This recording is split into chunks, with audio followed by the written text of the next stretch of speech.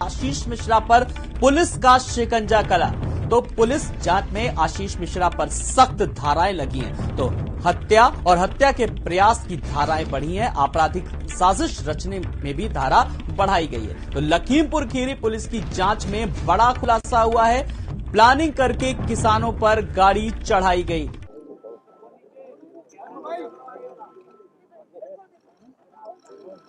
नमस्कार। जैसे आप सब जानते हैं, आज हमारे जो ऑपोजिशन के सस्पेंडेड एमपीज हैं, उनके 14 दिन सस्पेंशन के हो गए हैं। हाउस में जिन चीज़ों के बारे में ऑपोजिशन डिबेट करना चाहती है, वो डिबेट सरकार नहीं होने देती है। और जहां भी ऑपोजिशन अपनी आवाज उठाने की कोशिश करती है, तो धमकाकर, डराकर उनको सस्पेंड करके सरकार काम करती है। ये लोकतंत्र की हत्या है। पार्लियामेंट हाउस में डिस्कशन होना चाहिए, सब मुद्दों पर डिस्कशन होना चाहिए, मगर जो डिस्कशन हम करना चाहते हैं वो हमें करने नहीं दिया जाता है। सरकार के ऊपर हम सवाल उठाना चाहें, सरकार सवाल उठाने नहीं देती। 3-4 ऐसे मुद्दे हैं जो सरकार मतलब नाम तक लेने नहीं देती। तो ये सही तरीका नहीं है। प्रधानमंत्री जी हाउस में नहीं आते हैं। कितने दिन से नहीं आए? 13 दिन हो गए प्रधानमंत्री हाउस में नहीं आते हैं। एक दिन आते नहीं है। ये कोई तरीका नहीं है लोकतंत्र को चलाने का।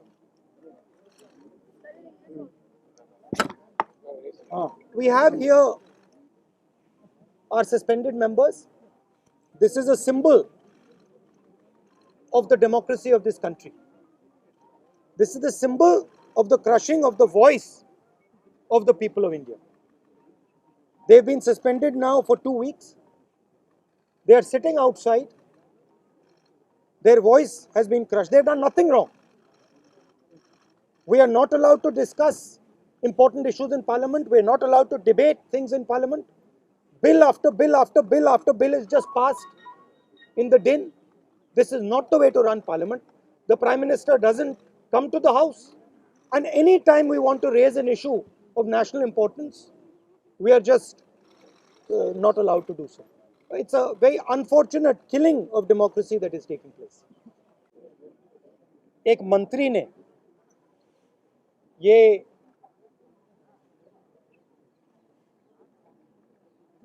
मंत्री ने किसानों को मारने का काम किया।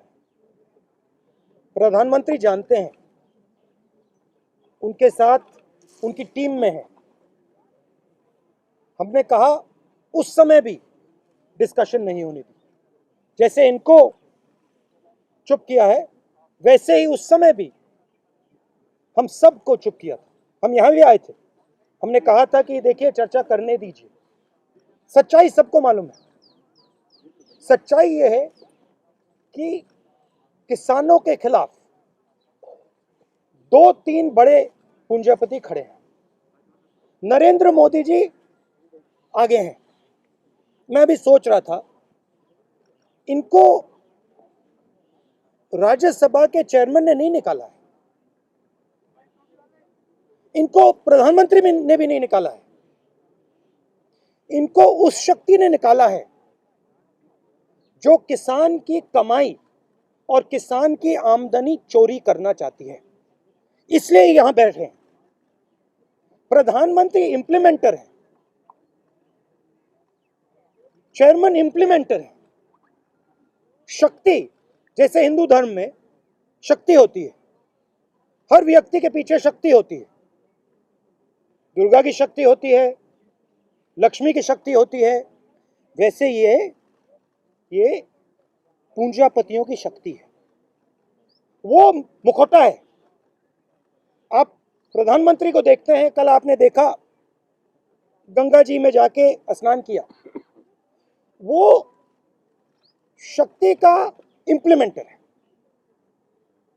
और सिंपल सी बात है, ये शक्तियां जिन्होंने इनको निकाला, जो किसान की आमदनी चोरी करना चाहती हैं, वो प्रधानमंत्री को ये जो सारे कैमरा हैं, ये जो मीडिया है, ये उनके हवाले करती है, ये उनको देती है।